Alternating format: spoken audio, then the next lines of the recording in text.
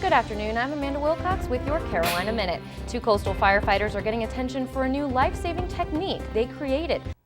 Dallas Stanley Highway near Evans Lake in Gaston County is closed in both directions due to a deadly accident. Authorities say 32-year-old Mark Taylor was killed when his car went off the road early this morning and knocked down a power pole. The road is closed while the pole is being repaired. Time Warner Cable News reporter Amanda Wilcox joins us now from the Craven County Courthouse with more on his first appearance. Amanda. Thanks, Anthony. Yeah, 18-year-old Alar Dotu made his first appearance today at the Craven County Courthouse. It was this afternoon. We were expecting to see him this morning, but the DA says they had trouble tracking down a Burmese translator because English is not his native language. However, they were able to get one via the telephone and translate all the proceedings between him and the judge. Now, Tu is facing 3 open counts of murder and an assault with a deadly weapon with the intent to kill charge. Now, the maximum sentence for those murder charges is death or life without parole. That's right, I'm at the Marsoc compound on Camp Lejeune, and when you walk up to the compound, there is this wall, and on it are etched the 28 names of the Marines this unit has lost since they were established just 9 years ago. Well, now they'll be adding 7 more names to this wall. They have officially released the names of the Marines who died in the helicopter accident on Tuesday night. They said they waited this long to tell us out of respect for the families.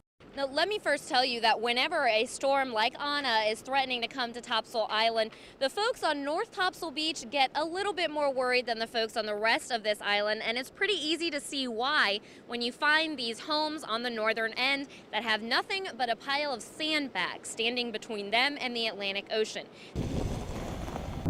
And the parking lot has 4 handicapped accessible spots that are just steps away from a beach that was previously only accessible with a 4-wheel drive vehicle. The car crash happened here right at the Pender County Duplin County line, and crews have been clearing it out all day. They're back there. Unfortunately, they won't let me get any closer, but it happened right around that area. Now, I spoke to the Pender County Emergency Director, and he tells me that this morning around 6:30, there was actually 2 crashes. And when you find houses like this one, you would think a major hurricane just came through this area. This used to be a driveway. Now it's collapsed and the waves have been washing over it. At this point, the concern is really for safety. Now, this is the flyer the group has been putting in people's mailboxes. On it, they list all the reasons they think the town manager should be fired, and they also ask people to sign a petition calling for his resignation. Now, right here is where a dune used to be, but the tides have since washed it away. You can see the end of the dune over there, and the town says it's a major problem because now the roads are getting flooded.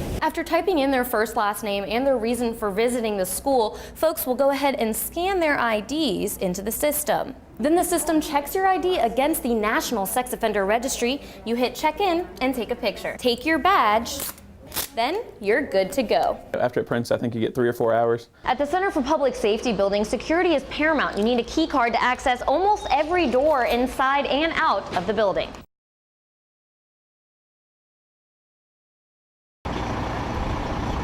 I just decided I wanted to come back here before I died and see what the place was like. Enlisted in August of 1940, and I served to September of 1945. Thank you. Watching them get off the bus gives me goosebumps. It's hard to put into words how much we owe to them. I'm glad you're able to be here today. Well, I'm glad I am too.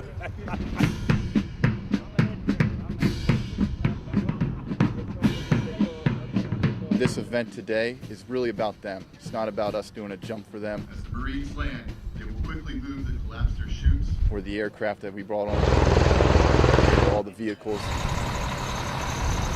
It's really about us just honoring their sacrifice and what they've done for this country. Well, that's all the shells we got to shoot. It boggles my mind looking around at what they got here. The max effective is 1,500. At 95, you don't have too many years left.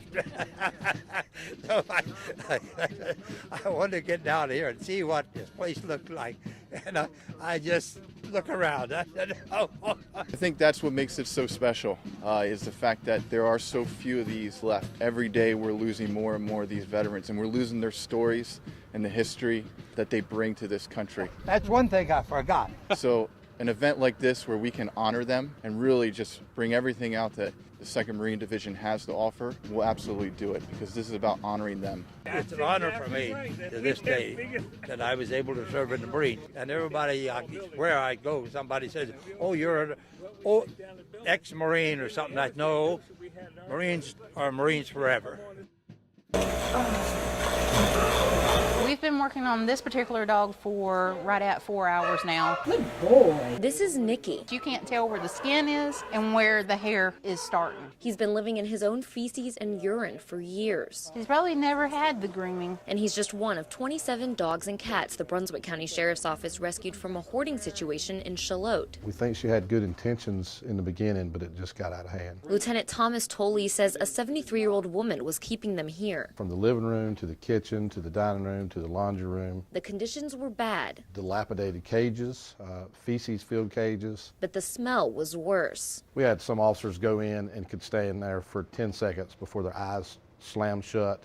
It took their breath and they were running for the door with their eyes closed. So we knew at that time that we had to work with her in getting these animals out of the home. While they seized 12 dogs, most of the animals they got were cats, and most of them here are awaiting a vet check and being evaluated by staff over the next few days. A lot of these cats do have some very severe skin allergies. A lot of them are really underweight. And the dogs are just as bad. The dogs have feces all embedded in their feet. Their toenails are atrocious to the point that where they can't even stand up on their pads of their feet. So we're having to trim their nails back. We're having to get all the feces out of them. He's probably going to have another bath. After shedding 5 pounds of matting. Good baby. Nicky is only halfway done. We're trying to get the extra dead hair that nobody's been able to touch for probably years. But he's having his first bath. He's a pampered baby. And will hopefully be up for adoption soon. In Brunswick County, Amanda Wilcox, Time Warner Cable News. The second row home from the right is where police say an 18-year-old man attacked a mother and her 4 children, all of them Burmese refugees. She came and called my dog. A. Boo, also a Burmese refugee, says the mother ran to her house across the street after it happened. She said she got cut, and I see her blood, and I was too scared. She said she need to call police, she need help. Boo says the mother was frightened and worried for her children. She said, go get my kid, go get my kid. She tell me, I said I can't go because I'm too scared. The New Bern police chief says officers arrived to find the suspect, 18-year-old A. Lardo II, holding a knife. They secured the suspect and began to survey the area. As they entered the residence, they observed several victims of what we believe to be knife wounds. The victims were 3 young brothers, ages 1, 5, and 12. Obviously, this is a horrific event for any community. That's really messed up. That is terrible. Neighbor Caleb Summers says it's particularly hard to believe it would happen here, where most of the residents are refugees. Those kids, they probably had a bright future. You know, they were in America, and those kids didn't even know about life yet. Believe it or not, there are an estimated 1,800 Burmese refugees living in New Bern. That's according to the Interfaith Refugee Ministry director, who says that the suspect is one of the people they helped bring to the United States. Now he's behind bars, and his 3 young neighbors had their lives ended far too soon. 3 children that are innocent, that don't understand things like that, they're just gonna get killed for no reason. That's not right. In New Bern, Amanda Wilcox, Time Warner Cable News.